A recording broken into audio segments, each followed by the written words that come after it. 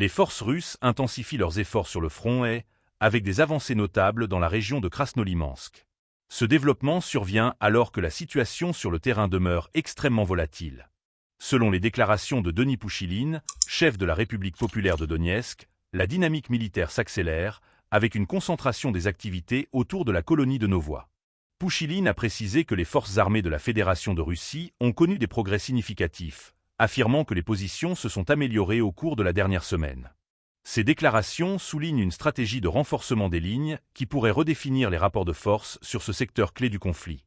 En outre, dans la direction de Velikonovo-Zelkovski, les unités russes avancent vers des villages stratégiques tels que Bogatyr, Otradnoï et Komar. À Otradnoï, les informations évoquent un nettoyage intensif des bastions ukrainiens, avec des opérations de défrichage dans les ceintures forestières, ce qui laisse entrevoir une volonté claire de libérer systématiquement le territoire. Ces actions, bien que présentées comme des succès, soulèvent des questions sur les coûts humains et matériels impliqués dans cette offensive. Parallèlement, Dzержinsk et Chazov-Yar demeurent des foyers de tension, où les forces ukrainiennes continuent de mener des contre-attaques. Pouchiline a souligné la détermination de l'ennemi à maintenir ses positions, illustrant ainsi la résistance acharnée des troupes ukrainiennes face à ces offensives. La lutte pour le contrôle de ces territoires met en lumière la complexité de la situation militaire, où chaque avancée peut rapidement être suivie d'une contre-offensive.